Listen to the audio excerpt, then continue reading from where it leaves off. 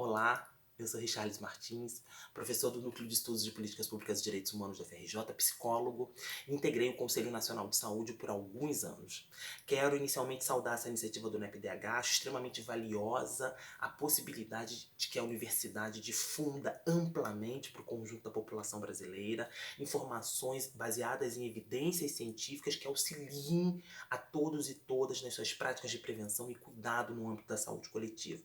É nosso papel como docentes, pesquisadores, auxiliar no processo de difusão de informações qualificadas para barrar uma corrente de informações falsas e que não ajudam nas práticas de prevenção e que, infelizmente, ocorrem no interior da sociedade brasileira e nesse momento muito crítico que estamos vivenciando. Acho que para mim a primeira questão fundamental a compartilhar é que a vulnerabilidade não é uma entidade democrática. Quando a gente pensa a instalação de uma emergência sanitária internacional em saúde pública, é importante sinalizar que as doenças elas não afetam a todos os sujeitos da mesma maneira. As doenças não são democráticas a priori.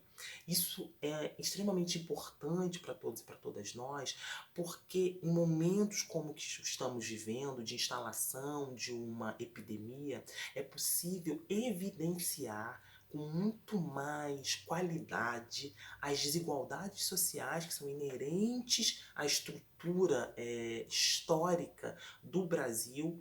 É importantíssimo evidenciar essas desigualdades, como elas operam na resposta pública de enfrentamento à pandemia.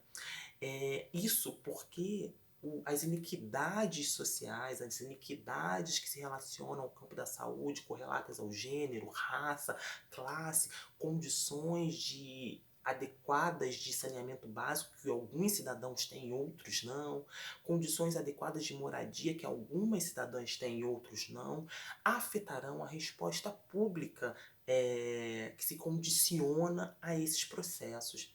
E um exemplo muito significativo se relaciona ao primeiro óbito que ocorreu no Rio de Janeiro, relacionado à Covid-19. Ele ocorreu em Miguel Pereira a partir de uma empregada doméstica de 63 anos que foi infectada no seu lugar de trabalho, numa residência no Leblon.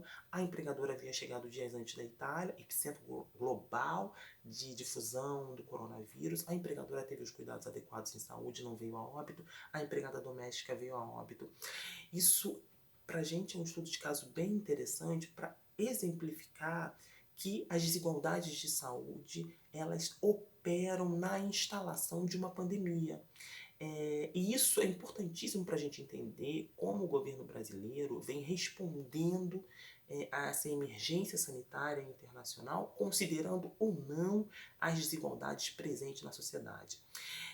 A temática, por exemplo, de saneamento básico é uma temática central para a resposta do enfrentamento à pandemia. Como sabemos, a principal medida sanitária de enfrentamento à pandemia no Brasil é a lavagem adequada das mãos com água e sabão.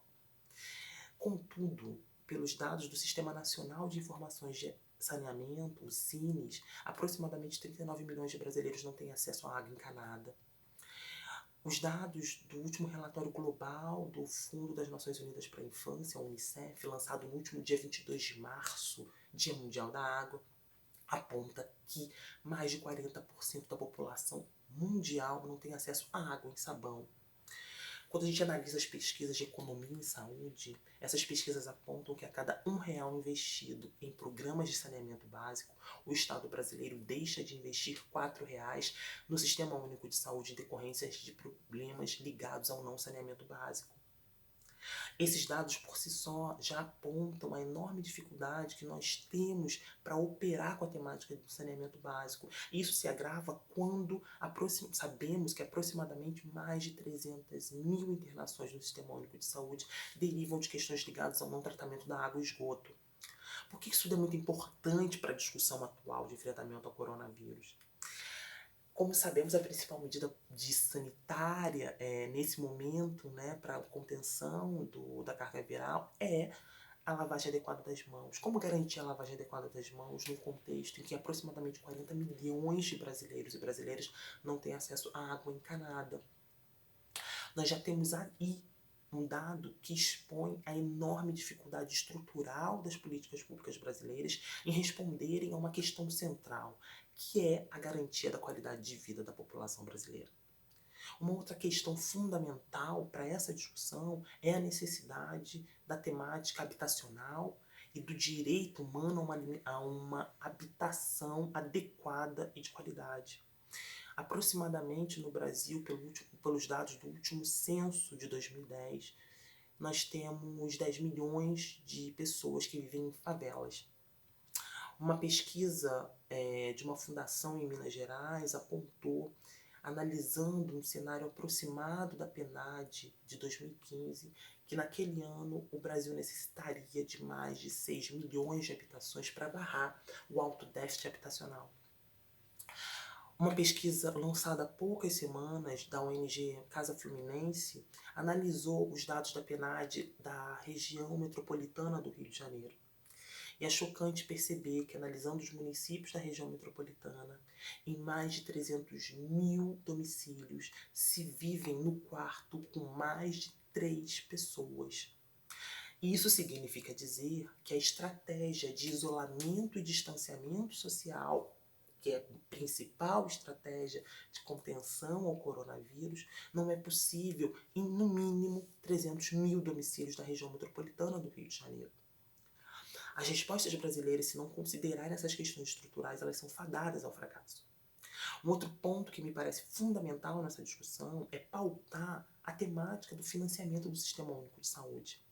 Desde a aprovação da Emenda Constitucional 95, que conhecemos como a Lei do Teto de Gastos, de 2016 a 2019, nós tivemos uma perda de receitas brutas da União que deixaram de investir em saúde 15% para 13,5%. Só no ano passado, em 2019, o Brasil deixou de investir em saúde 20 bilhões de reais. Esses 20 bilhões de reais fazem diferença agora na resposta à pandemia do coronavírus. Nós precisamos construir hospitais, nós precisamos, em caráter emergencial, nós precisamos ampliar os leitos hospitalares, nós precisamos comprar equipamentos de proteção individual para os profissionais de saúde atuarem com qualidade e não aumentar o contágio do coronavírus. Nós precisamos comprar ventiladores, respiradores, e não temos recursos, os recursos não foram utilizados para o Sistema Único de Saúde. Todas essas questões são fundamentais, em especial quando os dados do IBGE apontam que mais de 80% da população pobre no Brasil é SUS-dependente. O seu único acesso à saúde depende do Sistema Único de Saúde e não de nenhum plano de saúde privado.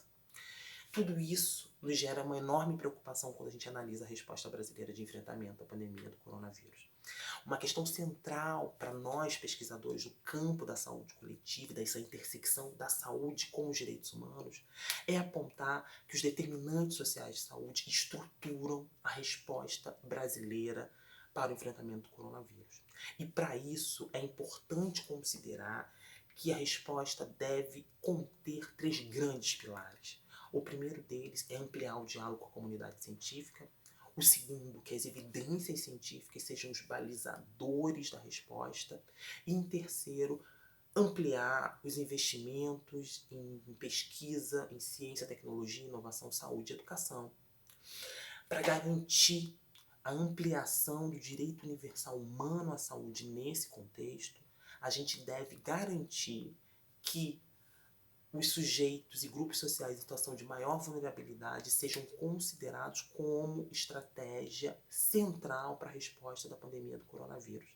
Isso significa dizer que é importante e fundamental que o Estado reconheça que alguns sujeitos seguem sendo deixados para trás.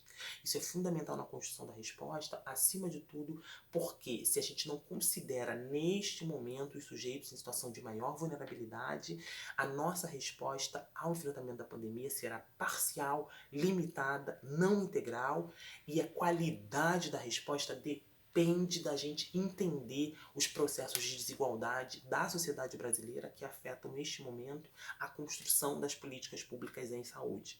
Por último, finalizo apontando que a universidade tem um papel central nesse sentido, em especial a FRJ como maior universidade federal do país. E nós temos que ampliar as práticas de solidariedade. O coronavírus vem dizer para o conjunto da sociedade global que, como estamos construindo as nossas políticas, não temos possibilidade de continuar exercendo a cidadania. Nós temos um desafio, e esse desafio nos coloca nesse momento uma enorme responsabilidade. Fiquemos todos em casa como ação de autocuidado e de cuidado coletivo. Muito obrigada.